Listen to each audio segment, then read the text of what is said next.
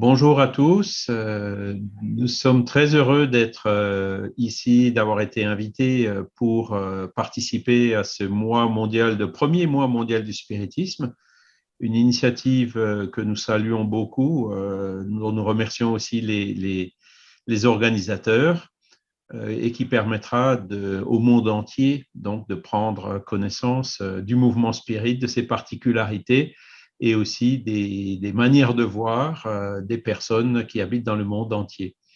Donc, ce soir, aujourd'hui, nous sommes à deux. Donc, c'est notre sœur Morissette Ruchot. Bonjour Morissette. Bonjour Charles.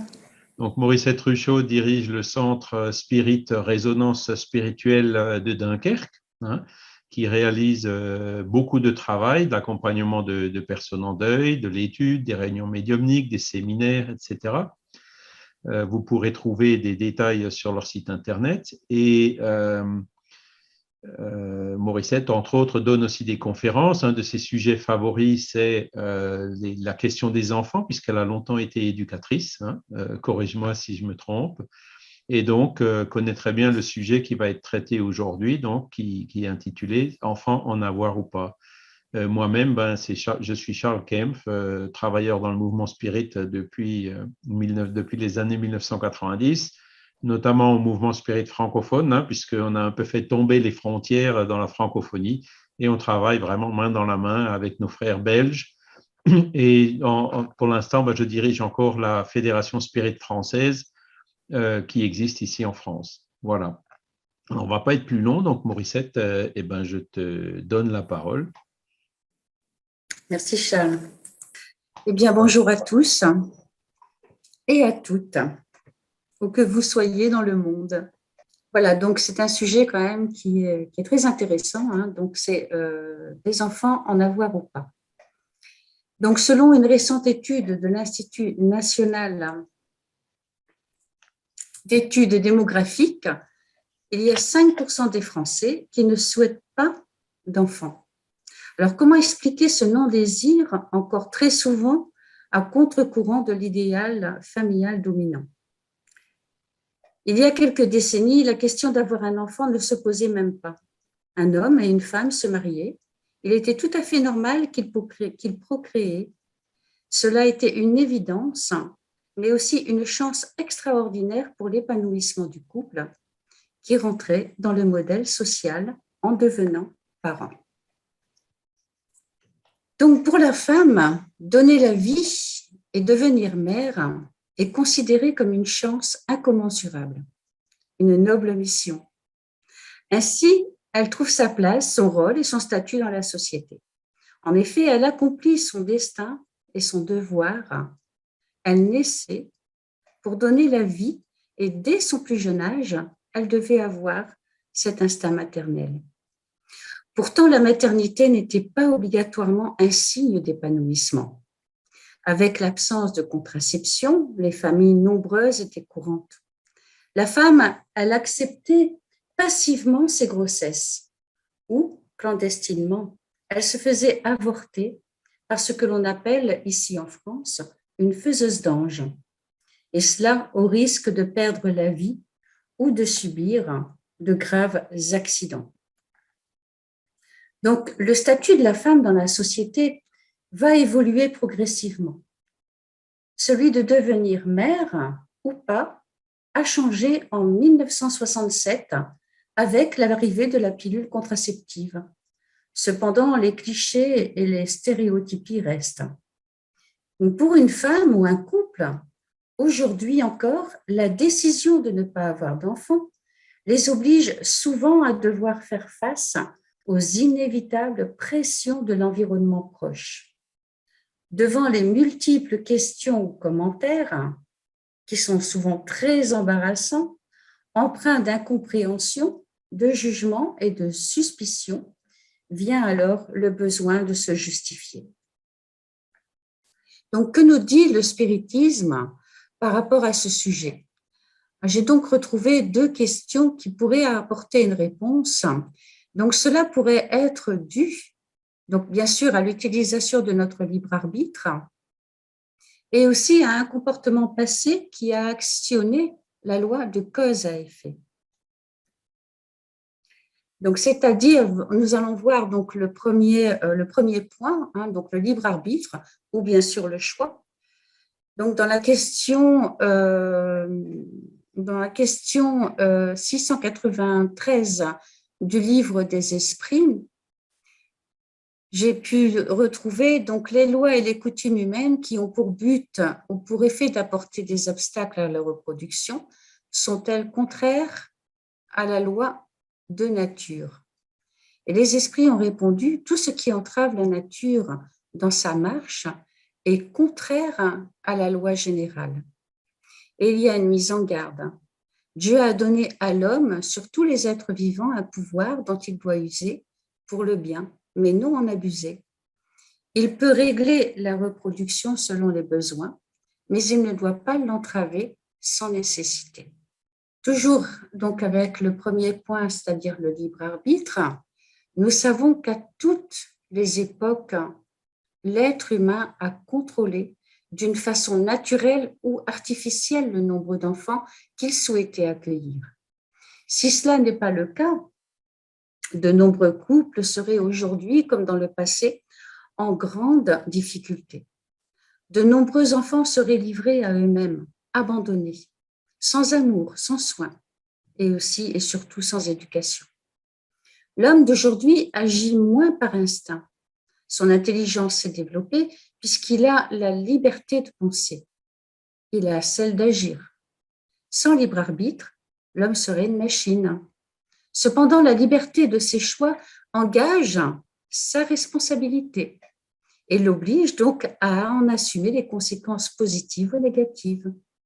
Donc, pour chacun d'entre nous, bien que le programme de réincarnation soit établi avec l'aide de conseillers spirituels et de guides ayant des compétences dans ce domaine, son élaboration prendra en compte les expériences à vivre sur Terre et aussi les priorités.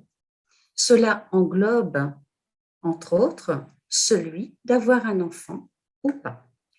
Donc, qu'est-ce qui peut aussi influencer donc, le choix d'avoir un enfant ou pas? Il y a la peur, hein. La peur est quand même quelque chose de très important. La peur de ne pas pouvoir offrir à cet enfant une bonne éducation, ne pas répondre à ses besoins, ne pas avoir le temps ou de la disponibilité à lui offrir, ne pas aussi se sentir capable de lui offrir l'amour dont il a besoin pour s'épanouir, la peur de l'avenir, de lui donner la vie dans un monde qui aujourd'hui est tumultueux, un monde d'épreuves et violent, parce que trop d'enfants sont malheureux, ou simplement s'interroger et prendre conscience de la responsabilité qu'engage l'accueil d'un enfant. Ensuite, il va avoir les problèmes physiques. La maman peut être malade. Donc, ça va causer un risque pour la mère. Il peut aussi avoir la stérilité, un traumatisme, un handicap, l'âge et aussi la santé. Ensuite, il peut y avoir l'interdiction familiale religieuse aussi.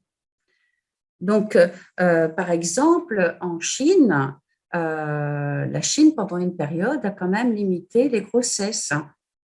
Il y a aussi les interdits professionnels. Parfois, avoir un enfant va vraiment bloquer la carrière professionnelle. L'interdiction aussi provisoire de procréer. Donc, par exemple, une maman ou un papa qui souffre d'addiction. Ensuite, il y a l'environnement.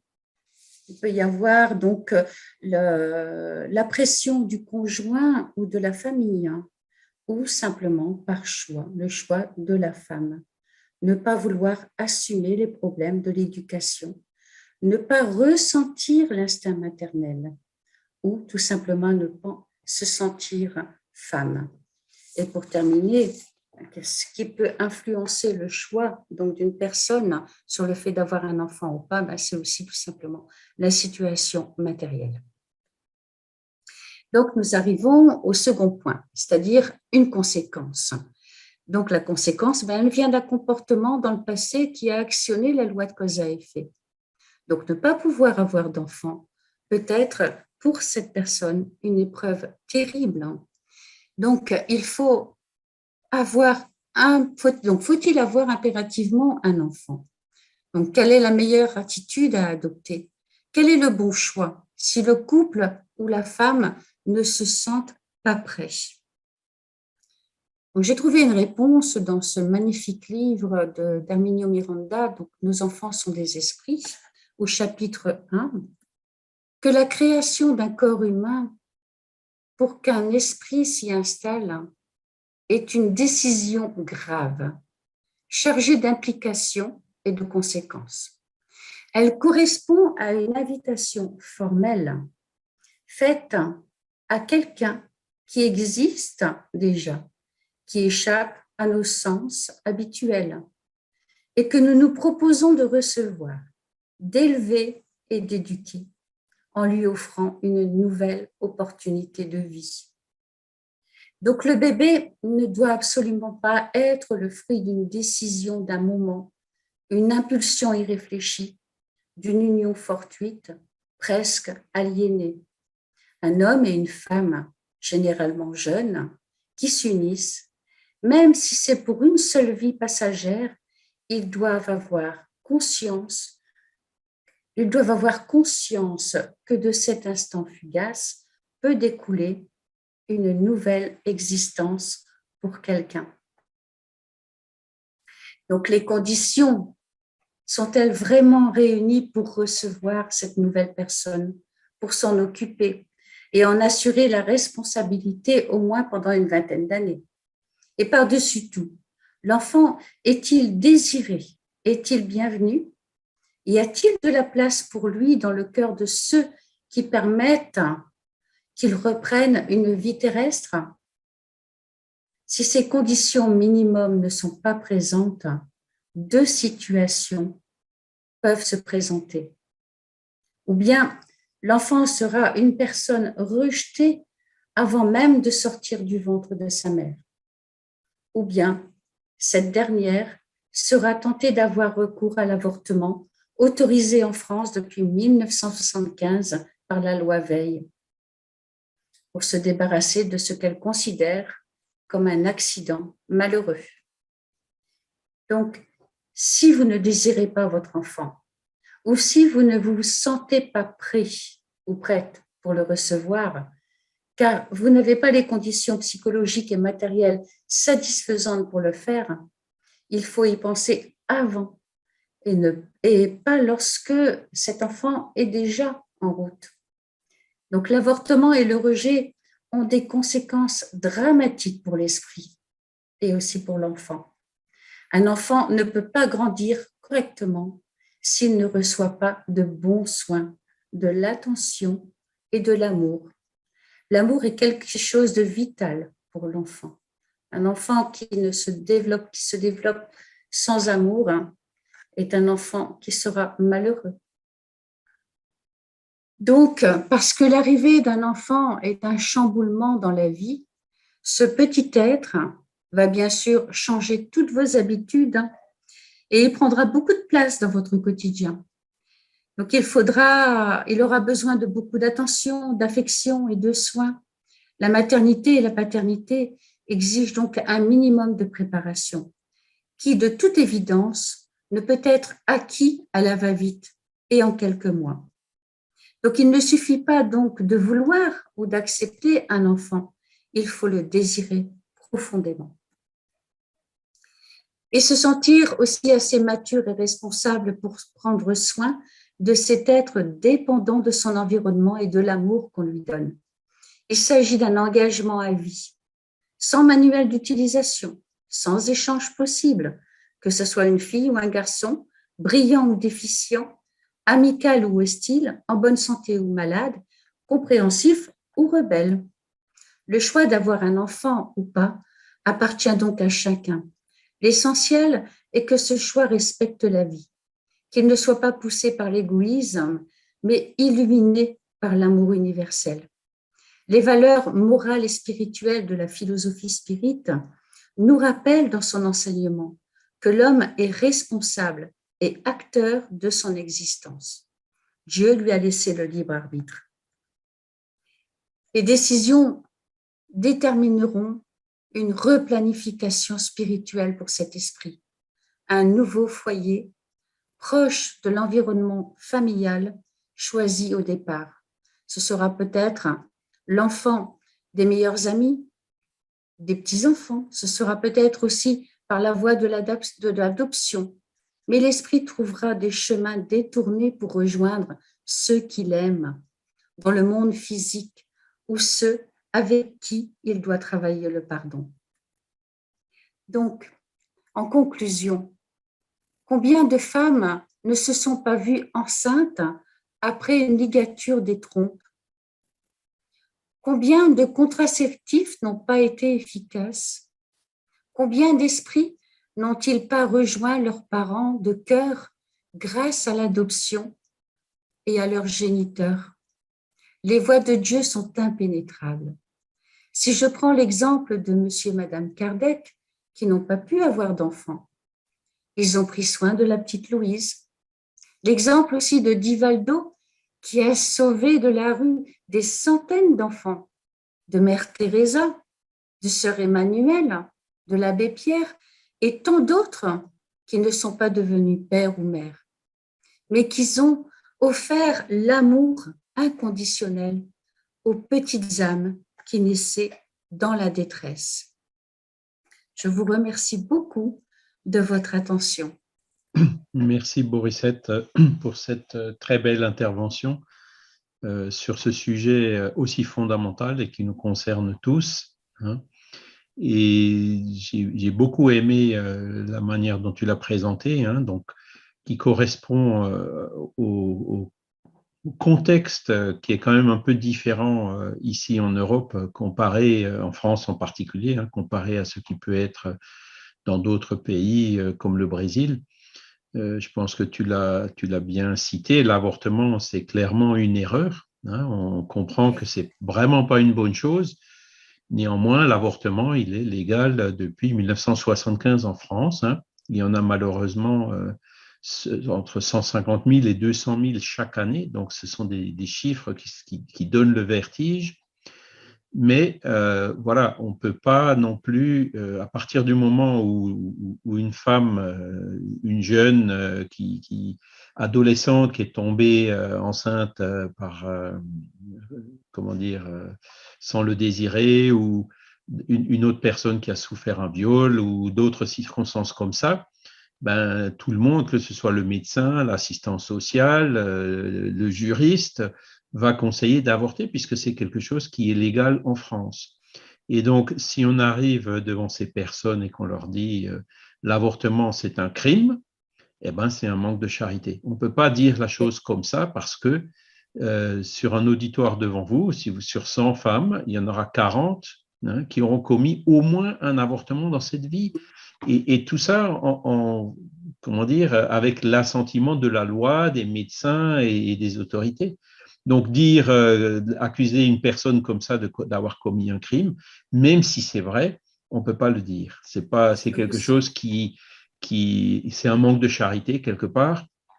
Et la réaction des personnes, et puis en général, c'est toujours la même, c'est de dire, bon, ben voilà, les spirites, c'est des réactionnaires, c'est des intégristes, donc ça ne nous intéresse pas, ils vont tourner, ils vont s'en aller. Hein.